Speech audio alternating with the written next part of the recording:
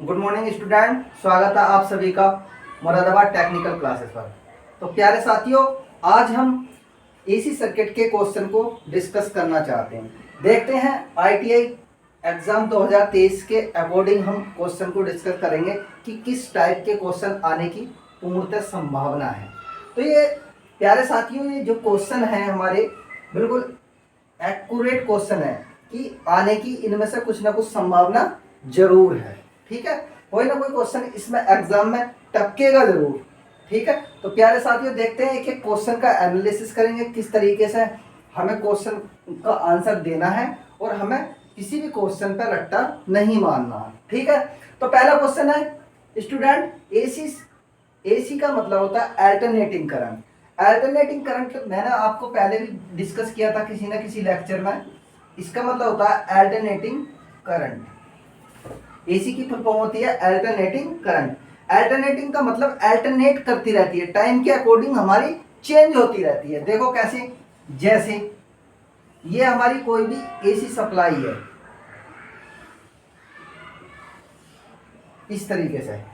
ठीक है, तो स्टूडेंट ये एसी सप्लाई है, ये देखो टाइम के अकॉर्डिंग। अब यहाँ पर देखते हैं हम, अगर यहाँ पर 1 सेकंड का टाइम है और यहाँ पर 2 सेकंड का टाइम है और यहाँ पर हमारा 3 सेकंड का टाइम है, यहाँ पर हमारा 5 सेकंड का मान और यहाँ पर हमारा कितना 6 का और इसी प्रकार यहाँ पर 7 का।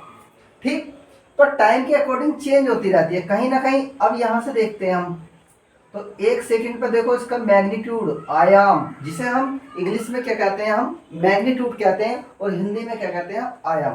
तो प्रत्येक क्षण पर, प्रत्येक क्षण का मतलब हर एक टाइम स्टैंड पर इसकी क्वांटिटी चेंज होती रहती है। आयाम क्या होता है, परिवर्तित होता रहता है। देखो किस तरीके से, 1 सेकंड पर देखेंगे तो हमारा मान लो यहाँ पर क्या है, 1 एम्पियर है। ठीक, इसी प्रकार हम यहाँ पर देखेंगे तो सबसे ज्यादा मैक्सिमम यहाँ से देखो। ठीक है, तो यहाँ पर देखते हैं तो 2 एम्पियर हो सकता। फिर यहाँ पर देखो 0 हो गया, फिर यहाँ पर हमारा चेंज हो गया, यहाँ पर चेंज, यहाँ पर चेंज। तो इसी प्रकार से हमारा क्या है, ये चेंज होता रहता है। तो इसको कहते हैं हम अल्टरनेटिंग करंट। कि एक बार क्या जाएगा हमारा, ये पॉजिटिव में जाएगा और एक बार क्या जाएगी, ये हमारी नेगेटिव में जाएगी। इसलिए हमारा क्या है, ये टाइम हमारा चेंज होता चला जाता है। टाइम के अकॉर्डिंग क्या है, ये वेव शेप क्या है हमारी चेंज होती चली जाएगी। अब पुनः यहाँ से यहाँ तक देखिए, इसमें मैं सारी चीजें आपको समझा सकता हूँ। कैसे, यहाँ से और यहाँ तक चला गया जो समय होता है, ये हमारा टाइम पीरियड कहलाता है। कहने का मीन्स ये है कि एक वेव, एक एसी की या एसी का एक पूर्ण चक्र चला गया तो उसको क्या कहते हैं, हम टाइम पीरियड कहते हैं, यहां से यहां तक। ठीक है, अब ये क्या करेगी, ये वाली वेव पुनः इस तरीके से प्रतिस्थापित आगे बढ़ेगी। ठीक, इसी प्रकार आगे जाएगी। तो यहां से यहां तक जब वेव हमारी एसी की पूरी वेव हो गया, पूर्ण चक्र हो गया, पुनः रिपीट हुआ चक्र। अब यहां से यहां तक एक चक्र है, फिर पुनः रिपीट हो गया, तो यहां से यहां तक क्या हो गया, दूसरा चक्र। तो इस वाली वेव का क्या है, टाइम पीरियड ये है, और इस वाली वेव का क्या है, टाइम पीरियड ये है। तो हमारा टाइम पीरियड कितना निकल कर आ गया, टी आ गया। ठीक है, तो हम ये समझाना चाह रहे हैं कि अल्टरनेटिंग करंट का मतलब था कि टाइम के अकॉर्डिंग चेंज होती रहती है। प्रत्येक टाइम स्टैंड पर वेव शेप क्या होती है, हमारी चेंज होती चली जाती है। ठीक है, तो इसलिए इसको अल्टरनेटिंग करंट कहा गया। ठीक, एसी को सरलता से डीसी में, डीसी का मतलब होता है डायरेक्ट करंट, जैसे बैटरी की करंट। ठीक है, जैसे हमारे बैटरी क्या है, हमारा डीसी सोर्स है, तो डायरेक्ट करंट। एसी का मतलब होता है हमारा अल्टरनेटिंग करंट। ठीक है, तो परिवर्तित किया जा सकता है। तो कह रहे हैं कि एसी को डीसी में हम किस तरीके से परिवर्तित कर सकते हैं, किस इक्विपमेंट को लगा करके हम क्या कर सकते हैं, परिवर्तित कर सकते हैं, चेंज कर सकते हैं। ठीक है, तो हमारा क्या देखो इसमें दिया, वोल्टेज के द्वारा, ट्रांजिस्टर के द्वारा, या फिल्टर के द्वारा, या डिस्टकारी के द्वारा। ठीक है, तो वोल्टेज के द्वारा तो हम चेंज नहीं कर सकते क्योंकि वोल्टेज तो स्वयं क्या है, उत्पन्न होता है। ठीक है, तो ये कोई इक्विपमेंट तो है नहीं। ठीक, ट्रांजिस्टर के द्वारा, तो ट्रांजिस्टर क्या है, एक इलेक्ट्रॉनिक डिवाइस है, तो इसके द्वारा भी नहीं। फिल्टर के द्वारा, फिल्टर क्या करता है, हमारी जो हमारी डीसी होती है, डीसी में कुछ ना कुछ, नहीं सॉरी, एसी होती है, एसी में कुछ ना कुछ हमारे क्या होते हैं, एसी को डीसी में परिवर्तित करने के बाद, ठीक है, डीसी में परिवर्तित करने के बाद डीसी में कुछ ना कुछ एसी का भाग होता है, उसको फिल्टर के द्वारा हम क्या कर सकते हैं, शुद्ध रूप में प्योर डीसी में कन्वर्ट कर सकते हैं, ठीक है। और डिस्ट कार्य क्या होता है हमारा, डिस्ट कार्य क्या होता है हमारा, डिस्ट कार्य के द्वारा क्या कर सकते हैं हम, एसी को डीसी में परिवर्तित कर सकते हैं, ठीक है। तो ये क्या हो जाएगा हमारा, डिस्ट कार्य हो जाएगा, ठीक है। तो इसका आंसर हो जाएगा हमारा डिस्ट कार्य के द्वारा हम एसी को डीसी में परिवर्तित कर सकते हैं। दूसरा क्वेश्चन देखेंगे, पहले का आंसर मिल गया, अब दूसरे का देखते हैं। अब इसको मिटा देते हैं।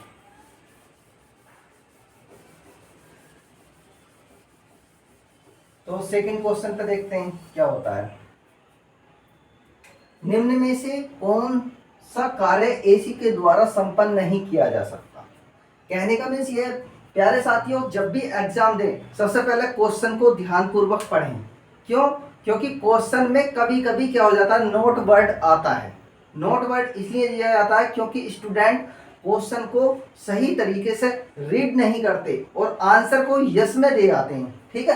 तो ये पूछ रहा है कि निम्न में से कौन सा कार्य एसी के द्वारा नहीं किया जा सकता। नहीं का मतलब नोट किया जा सकता, किस इन चारों ऑप्शन में से किसके द्वारा नहीं कर सकते हम एसी के द्वारा, ठीक है। तो बैटरी चार्जिंग, तो बैटरी चार्जिंग क्या एसी पे होती है, नहीं होती, ठीक है। विद्युत लेपन नहीं होता, विद्युत लेपन का मतलब होता है कि किसी पर लेप करना, ठीक है, तो विद्युत लेपन भी नहीं कर सकते। इलेक्ट्रॉनिक उपकरणों का प्रचालन, प्रचालन का मतलब होता है यहाँ पर कि ऑपरेटिंग करने के लिए हमें इलेक्ट्रॉनिक उपकरणों की आवश्यकता, इलेक्ट्रॉनिक उपकरणों को उत्पन्न करने के लिए हमें क्या है, एसी की आवश्यकता पड़ती है, नहीं होती, ठीक है। उपरोक्त सभी, तो इसका मतलब क्या है, ये सारे ही आंसर हैं। उपरोक्त सभी का मतलब कि किसी में भी हम एसी का प्रयोग नहीं कर सकते।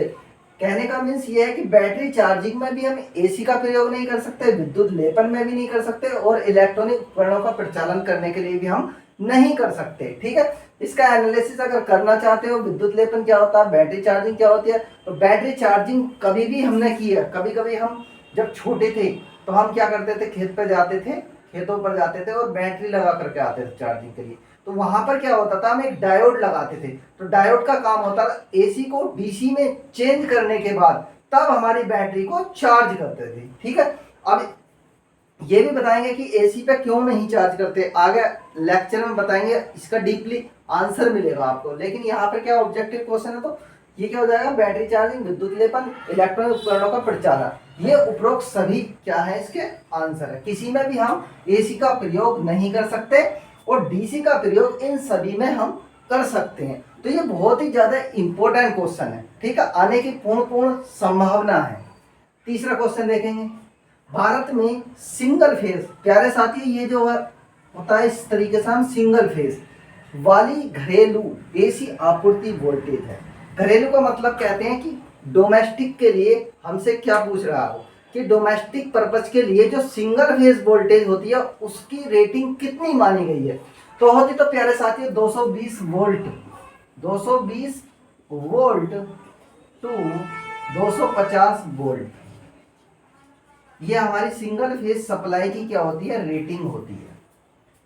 तो कहीं कहीं ऑप्शन में वो ऐसा नहीं दे सकता कि 230 वोल्ट, वो कहेगा आपसे कि 220 वोल्ट से कितनी हो सकती है, 250 वोल्ट, क्योंकि जो घरों में डोमेस्टिक पर्पज के लिए कोई भी इक्विपमेंट लेकर आएंगे आप, इलेक्ट्रिक बल्ब लाओगे तो वहां पर इलेक्ट्रिक बल्ब या कुछ भी लेकर आओगे जो घरों में यूज किया जाता है तो उस पर लिखा होता है 250 वोल्ट टू, इस तरीके से लिखा होगा 250 V टू 250 V, ठीक है, इस तरीके से उस पर क्या होगा, लिखा होगा। इसका मतलब कहने का मीन्स ये है कि 220 वोल्ट अगर सप्लाई घर के अंदर आ रही है तब भी हमारा रन करेगा, 220 वोल्ट से और 250 वोल्ट भी आती है तो भी हमारा रन करेगा, और इसके बीच में जो भी वोल्टेज होगी उस पर हमारा इक्विपमेंट रन करेगा अगर सिंगल फेज सप्लाई का, ठीक है। तो क्या इसका आंसर क्या हो जाएगा, 110 वोल्ट नहीं होगा प्यारे साथियों, ठीक है। 230 वोल्ट यस, 240 नहीं होगा और 250 नहीं होगा। तो इसका राइट आंसर क्या हो जाएगा हमारा, 230 वोल्ट हो जाएगा। चौथे क्वेश्चन पर चलेंगे। देखो कौन सा आपूर्ति स्रोत ध्रुवता को अचर रूप से बदलता है? तो डीसी सप्लाई, एसी सप्लाई, या डायनामो, या बैटरी। ठीक है, तो प्यारे साथियों बैटरी देखी होगी, डायनामो आपने ट्रैक्टर वगैरह में देखा होगा, जिससे हम क्या बोलते हैं, डायनामो अल्टरनेटर टाइप्स होता है। ठीक है, वो उस जो ट्रैक्टर आदि में होता है और हमारा बिजली बनाता है, उसको हम डायनामो बोलते हैं। ठीक है, एसी सप्लाई जो घरों में हमारी आती है, डीसी सप्लाई कोई भी बैटरी के द्वारा जो सप्लाई होती है वो भी हमारी डीसी सप्लाई ही कहलाती है। तो कहने का मीन्स ये है कि इसमें क्वेश्चन में क्या पूछ रहे हैं, वो पूछ रहे हैं कि कौन सा आपूर्ति स्रोत पोलैरिटी या ध्रुवता को चेंज करता, अचर रूप से बदलता है। तो मैंने अभी बताया था प्यारे साथियों एसी सर्किट, एसी के बारे में बताया था। देखो एसी में क्या होता है, ये इस तरीके से पॉजिटिव जाएगी और एक बार नेगेटिव। ठीक, लेकिन डीसी के अंदर ऐसा नहीं होता। ये क्या है हमारी डीसी, तो डीसी के अंदर क्या है, ये डीसी ओनली प्लस में ही जाती है। ठीक, तो क्वेश्चन क्या हो जाएगा, एक तो ये हो गया हमारा प्लस और ये माइनस, तो ये क्या हो जाएगी हमारी एसी और ये क्या हो जाएगी हमारी डीसी। ठीक है, तो अब यहां से देखो ये जो वेव शेप मैंने बनाई है दो, ठीक है, it is first, it is second, ये जो बनाई है, ठीक है, फर्स्ट एंड सेकेंड। तो इस वेव शेप को देख करके हमें एनालिसिस हो रहा होगा, एनालाइज हो रहा होगा कि जो डीसी है हमारी ओनली पॉजिटिव में रन कर रही है और जो एसी है हमारी प्लस में जा रही है और ये माइनस में जा रही है। ठीक है, एक बार प्लस में आधा चक्र क्या जाएगा प्लस में और अगला आधा चक्र क्या जाएगा नेगेटिव में। तो अब वही पूछ रहे हैं कौन सा आपूर्ति स्रोत ध्रुवता को अचर रूप से बदलता है। तो प्यारे साथियों ध्रुवता का मतलब होता है पोलैरिटी, पोलैरिटी का मतलब होता है प्लस टू माइनस। तो प्लस से माइनस कौन सी चेंज कर रही है, एसी, तो ये हो जाएगा हमारा एसी। ये हमारा राइट आंसर है, ये नहीं है और ये नहीं है और ये नहीं है। ठीक, तो इसी प्रकार एक क्वेश्चन वो यहां से भी बना सकता है कि कौन सा आपूर्ति स्रोत ध्रुवता को अचर रूप से नहीं बदलता है। अगर नहीं बदलता है तो प्यारे साथियों इसका आंसर हमारा क्या हो जाएगा, ये वाला हो जाएगा डीसी सप्लाई। ठीक, नेक्स्ट क्वेश्चन देखेंगे, क्वेश्चन नंबर 5। प्यारे साथियों 2 किलोहर्ट्ज फ्रीक्वेंसी का आवर्तकाल कितना होता है? 2 किलोहर्ट्ज फ्रीक्वेंसी, तो कभी कभी फ्रीक्वेंसी के बारे में हमें जानना जरूरी होता है कि फ्रीक्वेंसी क्या होती है। तो प्यारे साथियों फ्रीक्वेंसी क्या होती है, किसी भी एसी वोल्टेज सोर्स या वोल्टेज या करंट वेव फॉर्म के द्वारा, देखो किसी भी, ये क्या हो सकती है हमारी वोल्टेज और करंट वेव फॉर्म, कुछ भी हो सकते हैं, किसी भी वोल्टेज या करंट वेव फॉर्म के द्वारा 1 सेकंड में चले गए चक्रों की संख्या फ्रीक्वेंसी कहलाती है। कि 1 सेकंड में कितने चक्र इस टाइप से चलते हैं, कि ये एक चक्र है, फिर अगला एक चक्र आएगा, फिर अगला एक चक्र आएगा, इसी प्रकार से 1 सेकंड में चले गए चक्रों की संख्या फ्रीक्वेंसी कहलाती है।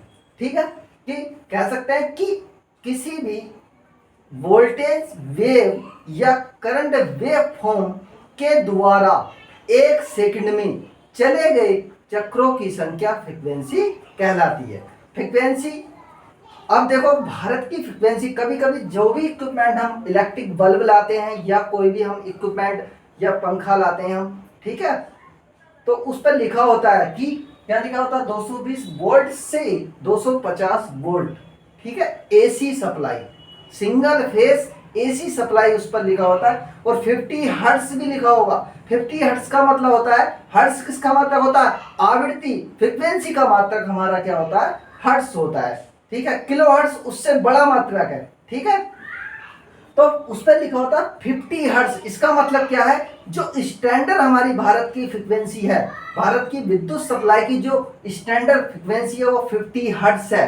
कहने का मीन्स ये है कि 1 सेकंड में हमारा बल्ब 50 बार जल सकता है और 50 बार हमारा बुझ सकता है। हमें एनालाइज भी नहीं होगा, हमारी आंखों की रेडिएशन से या आंखों की जो दृष्टि है उसके द्वारा यदि बल्ब हमारा 1 सेकंड में 50 बार जल सकता है और 50 बार बुझ सकता है, तो हमें एनालाइज भी नहीं होगा कि 50 बार जल गया या 50 बार बुझ गया। लेकिन फ्रीक्वेंसी का मतलब होता है 50 हर्ट्ज। 50 का मतलब होता है कि ऐसे 1 सेकंड में 50 चक्र तो बुझने में लगेंगे और 50 ही चक्र हमारे क्या लगेंगे, जलने में लगेंगे। ठीक है, तो ये कहलाती है हमारी फ्रीक्वेंसी। तो कभी भी भारत की फ्रीक्वेंसी हमारी चेंज नहीं हो सकती, कभी भी फ्रीक्वेंसी वर्ड कहीं आता है कि भारत की विद्युत सप्लाई की जो फ्रीक्वेंसी है वो कितनी होती है, वो हमारी 50 हर्ट्ज होती है। ठीक है, तो प्यारे साथियों ये क्या हो जाएगा हमारा, अब ये पूछ क्या रहे हैं, ये पूछ रहे 2 किलो हर्ट्ज फ्रीक्वेंसी का आवर्तकाल कितना होता है। आवर्तकाल मैंने अभी आपको बताया था कि आवर्तकाल जो होता है वो टाइम पीरियड कहलाता है। किसी भी वेव के द्वारा चला गया वो समय टाइम पीरियड कहलाता है। देखो कैसे, ये देखो टाइम पीरियड कैसे पता चलेगा।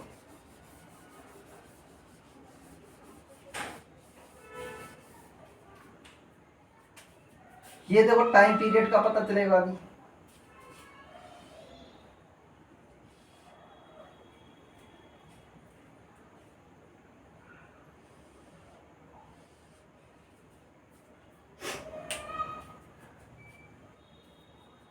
टू किलो हर्ट्ज फ्रिक्वेंसी का आवर्तकाल कितना होगा, अभी थोड़ा पेन नहीं चल रहा है स्टूडेंट।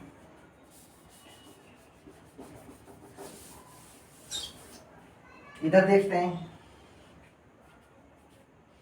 ये देखो ये मैंने एक वेव बनाई है, थोड़ा दिख नहीं रहा, यहाँ पर देखेंगे, और इस वेव का ये टाइम पीरियड हम बना रहे हैं। ये वेव है, कोई भी हमारी क्या है, करंट वेव फॉर्म हो सकती है, ठीक है, वोल्टेज वेव फॉर्म हो सकती है, कोई दिक्कत नहीं है। अब यहाँ से यहाँ तक देखो प्यारे साथियों, अब मैं इस वेव को आगे और बनाऊंगा इस तरीके से। ठीक, अगर आगे बनाएंगे, अब देखो यहाँ से यहाँ तक इस वेव का देखो, यहाँ से प्लस और यहाँ से माइनस, तो ये जो वेव पूर्ण हुई है कहाँ से कहाँ तक हुई है, प्लस और माइनस, तो यहाँ खत्म हो गई है। तो यहाँ से यहाँ तक देखो, ये टाइम पीरियड है प्यारे साथियों इसका टी, इसको ही कहते हैं हम आवर्तकाल। आवर्त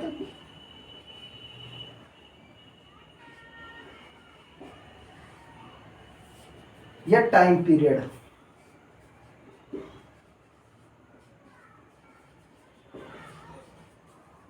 तो प्यारे साथियों किसी भी वेव का अगर टाइम पीरियड निकालना है तो हमें उसके ये देखना पड़ेगा कि वेव शेप कहां से हमारी पुनः से प्रतिस्थापित हुई है, कि पुनः रिपीट हुई है। तो रिपीट का मतलब क्या है, यहां से यहां तक चली है वेव, देखो यहां से यहां तक, ठीक, यहां से पुनः रिपीट होना चालू कर गई, जहां से रिपीट होना चालू करती है इसका मतलब स्टार्ट कर देते हैं, वहां तक का जो समय होता है वो टाइम पीरियड कहलाता है। ठीक, तो यहां से यहां तक का समय कितना, टी है हमारा, तो ये क्या कहलाएगा, हमारा टाइम पीरियड कहलाएगा। टाइम पीरियड हमेशा फ्रीक्वेंसी का क्या होता है, 1/t होता है। 1/t का मतलब टाइम पीरियड यदि बढ़ेगा तो फ्रीक्वेंसी का मान क्या हो जाएगा, कम हो जाएगा, यदि टाइम पीरियड कम होगा तो फ्रीक्वेंसी का मान हमारा क्या हो जाएगा, ज्यादा हो जाएगा।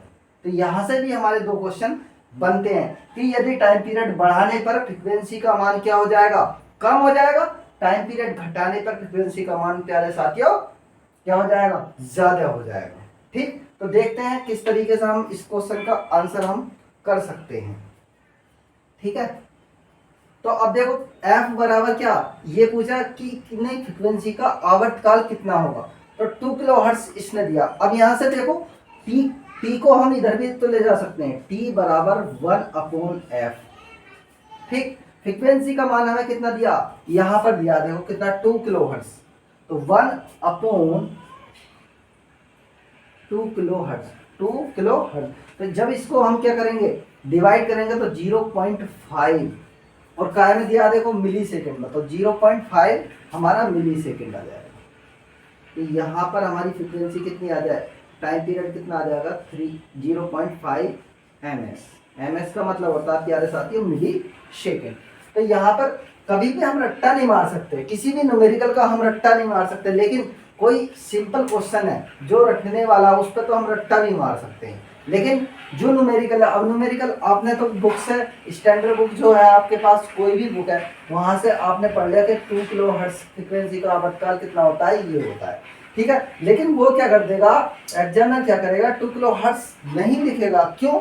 क्योंकि वो जानता है कि आप रट्टा भी मार सकते हो, इसलिए वो क्वेश्चन की जो क्वांटिटी है उसको क्या कर देगा, चेंज कर देगा। यहाँ से 2 किलो हर्ट्ज की जगह वो 4 कर सकता है, 5 कर सकता है, 6 कर सकता है, कितना भी कर सकता है। ठीक है, तो यदि हमें उसका कंसेप्ट पता, बेसिक पता है, तो हम क्वेश्चन को आसानी तरीके से सोल्व कर सकते हैं। जैसे टी बराबर क्या होता है हमारा, एफ बराबर क्या होता है, 1/t।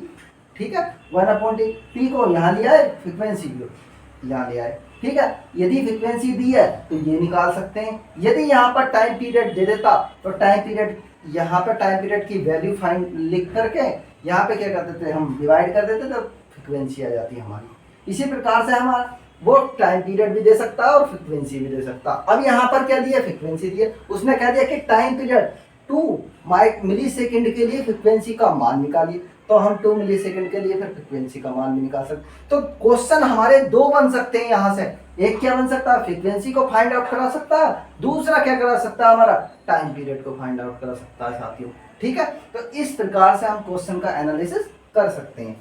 नेक्स्ट क्वेश्चन देखिए, तो इसका कितना आ जाएगा हमारा ये, ठीक है, 0.5 मिली सेकेंड। चित्र में दर्शाई गई तरंग की फ्रिक्वेंसी क्या होगी।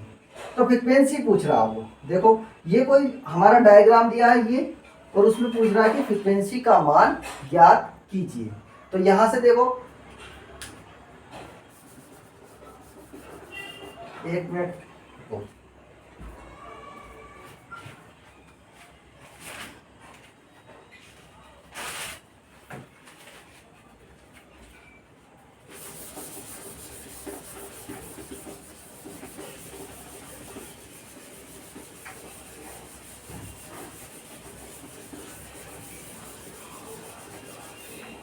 अब देखो ये डायग्राम दिया हमें, यहां देखेंगे ये इस तरीके से दिया, ये तो यहां से यहां तक का समय कितना दिया हमें, देखो 0.1 सेकेंड दिया, यहां से यहां तक का समय। ठीक, तो हमसे पूछा कि चित्र में दर्शाई गई तरंग की फ्रिक्वेंसी क्या होगी, 2 हर्ट्ज होगी, 5 हर्ट्ज होगी, या 10 हर्ट्ज होगी, या फिर हमारी 20 हर्ट्ज होगी। तो साथियों देखो अभी हमने क्या पढ़ाया था, F बराबर 1/t। ठीक, तो F बराबर 1/t, टी क्या है, टाइम पीरियड है, F क्या है, फ्रिक्वेंसी है। अब हमें टाइम पीरियड दिया, तो देखो मैंने बताया था यहां से यदि कोई वेव हमारी और भी चेंज होती तो टाइम पीरियड हमारा कितना होता, 0.1 सेकेंड होता। ठीक, तो यहाँ पर हम वैल्यू लगा देंगे 1/0.1। ठीक, अब देखो पॉइंट से यहाँ पॉइंट गया तो 0, तो यहाँ पर हमारी कितनी हो जाएगी, 10 हर्ट्ज हो जाएगी। ठीक है, तो ये इस तरीके से हम निकाल सकते हैं। तो यहाँ पर कितनी है, 10, ये हमारा आंसर।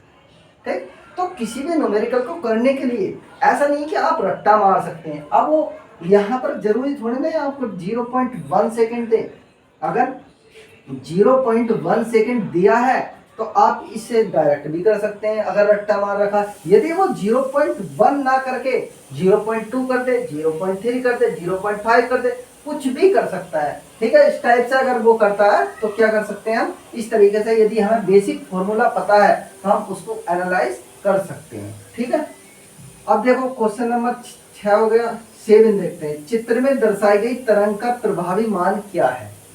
प्रभावी मान का मतलब होता है कि प्यारे साथियों, कभी कभी क्या होता है, किसी भी आपने देखा होगा कोई भी हम बल्ब लाते हैं या कोई भी हम हीटर लाते हैं, कोई भी हम अपने घर के यूज करने के लिए कोई भी इक्विपमेंट लाते हैं, तो उस पर लिखा होता है कि आरएमएस वैल्यू दी है या पीक वैल्यू दी है। तो कोई भी इक्विपमेंट हमारे घरों के अंदर जो होता है वो आरएमएस वैल्यू, उसको ही हम इफेक्टिव वैल्यू बोलते हैं। इफेक्टिव का मतलब होता है यदि 250 वोल्ट दी है कहीं पर हमारी मैक्सिमम, तो उसकी इफेक्टिव वैल्यू कुछ ना कुछ कम आएगी।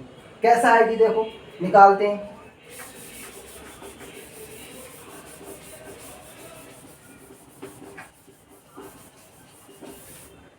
तो इफेक्टिव वैल्यू देखो कैसे निकालते हैं, ये हमें दिया है इस तरीके से। तो इसकी वैल्यू कितनी दी है, यहां से यहां तक कितना दिया, 537।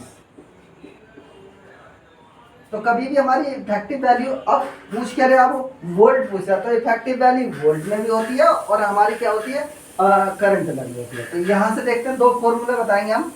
एक तो होता है VRMS, VRMS बराबर होता है 0.707 और VM ये होता है, ठीक है।